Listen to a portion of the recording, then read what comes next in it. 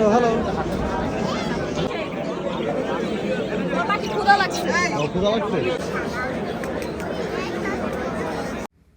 Hello everyone, আসসালামু আলাইকুম। আশা করি সবাই অনেক বেশি ভালো আছেন। তো যেটা হয়েছে, বেশ কিছুদিন ধরে সবাই আমাকে খুবই টেক্সট করতেছেন ইনবক্সে যে আপু আপনি নতুন ব্লগ দিচ্ছেন না কেন। তো নতুন ব্লগ না দেওয়ার কিছু কারণ ছিল, যার কারণে লাস্ট 15 দিন ধরে কোনো ভিডিও আপলোড করি নাই। আজকে সেটা আপনাদের সাথে শেয়ার করব কেন করি নাই, এবং আজকে এই নতুন ব্লগটা আপনাদের সবার জন্য। তো আজকে আমি যেখানে যাচ্ছি সেটা হচ্ছে avian exotic bird show and national championship 2023। আমাকে এখানে আমার ফ্রেন্ড মন্টি ইনভাইট করে। আমাকে ও বলছিল যে সকালের দিকে আসার জন্য, আর যেহেতু শুটিং ছাড়া নর্মালি আমি 12টার আগে ঘুম থেকে উঠি না। তারপর ঘুম থেকে উঠে ব্রেকফাস্ট করে রেডি হয়ে একদম 4টার মধ্যে আমি এখানে চলে আসি। আমার বাসা থেকে এখানে আসতে 20 মিনিটের মতো লাগছে। আমার ভিডিওটা করে দিচ্ছে এখন মন্টি আমাকে পিক করতে আসে। যেহেতু এটা ন্যাশনাল চ্যাম্পিয়নশিপ ছিল বার্ডের, সো এখানে বাংলাদেশের আনাচে গানাচে থেকে অনেক মানুষ আসে আর অনেক ভিড় ছিল।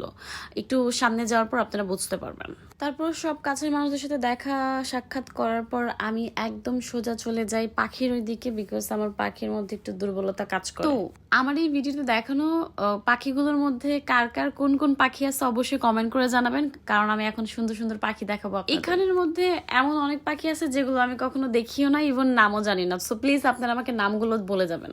এই যে ফার্স্টে এই পাখিটা দেখি, এটা অনেক সুন্দর ছিল, আর এটা একটা মানুষের 1 হাত সমান লম্বা ছিল। 1 হাত, আমার আই থিঙ্ক 1.5 হাত সমান লম্বা, অনেক অনেক লম্বা ছিল। এটা ব্যাক সাইড আর এটা ফ্রন্ট সাইড ছিল। আমি আগেই বলছি আমি কিন্তু নাম বলতে পারবো না, বিকজ আমি পাখি লাভার, আমি পাখি পালি না।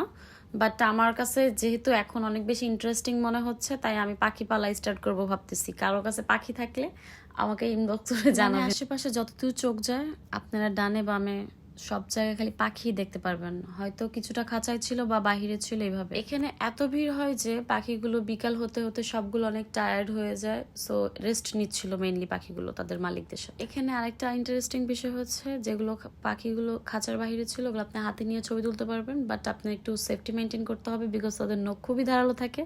আমি নিচ্ছিলাম, আমি অনেক ভয় পাইছি। আমার ভিডিও দেখলে বুঝতে পারবেন, শেষ পর্যন্ত অবশ্যই দেখবেন। অ্যানাদার কিউটেস্ট বার্ড, আর এই পাখিটা হচ্ছে ইংলিশে কথা বলতে পারে। ইন্টারেস্টিং না? আসলে পাখির ব্যাপারটা কি, আপনি যদি ওদের নিজস্ব একটা সাউন্ড না শুনেন তাহলে না পাখি একটা ফিল আসে না, মনে হয় যে রোবট। চলেন তাহলে পাখিগুলো একটু সাউন্ড শোনায়। আমার কাছে ওদের সাউন্ডটা না এত ভালো লাগে।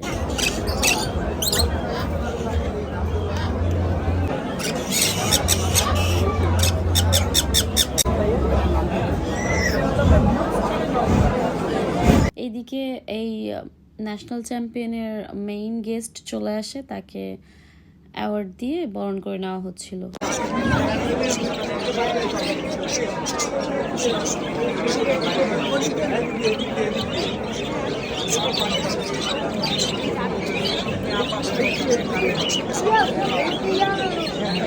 তো আমি ঘুরে ঘুরে বিভিন্ন রকম পাখি দেখছিলাম, বিকজ আমি ঠিক করছি যে আমি পাখি পালা স্টার্ট করব। আমার কাছে অনেক ভালো লাগে যেহেতু পাখি, আর অনেক নতুন নতুন জাতের পাখি দেখি যেটা আমি আসলে কখনো এদের নামও শুনি নাই, এমন অনেক পাখি দেখি। এটা আমার ফ্রেন্ডের পাখি।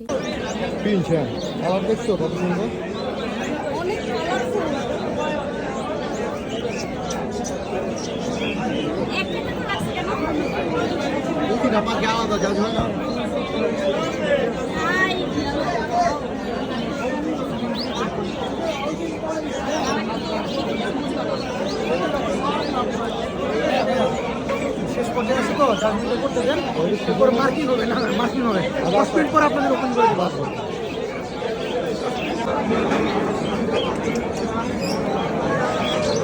এটাকে নিউ খেলা বলা, বুঝছো?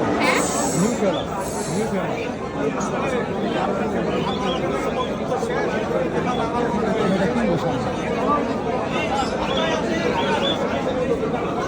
ভাইয়া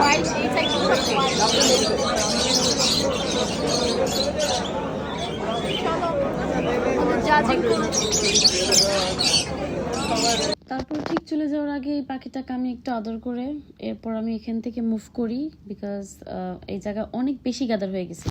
সোজা চলে যাই ধানমন্ডির একটি রেস্টুরেন্টের নাম বলবো না। যাই হোক, তো এখানে আমি অনেক হাংরি ছিলাম, বিকজ আমি লাঞ্চ করে বের হই নাই।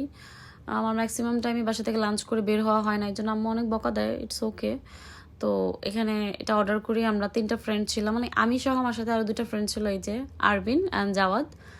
তো আমরা এটা খাবো আর এটার টেস্ট ভালো ছিল। এটা খাওয়ার পর বাসার দিকে মুভ করব। দেখেন এটা 13 তলার উপরে ছিল রেস্টুরেন্টটা, অনেক সুন্দর ছিল।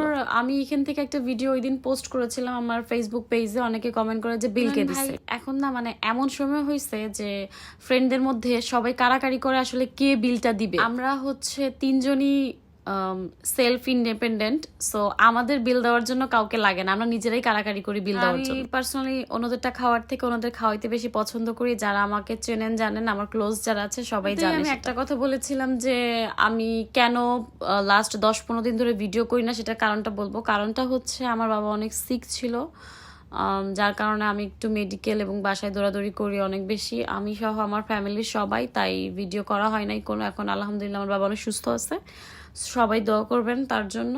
আর সবাই ভালো থাকবেন। আমার ভিডিও যদি ভালো লাগে অবশ্যই কমেন্ট করে জানাবেন। আর আপনারা কি ধরনের ভিডিও আমার কাছে দেখতে চান অবশ্যই সেটা জানাবেন, আমি চেষ্টা করব সে ধরনের ভিডিও দেওয়ার জন্য।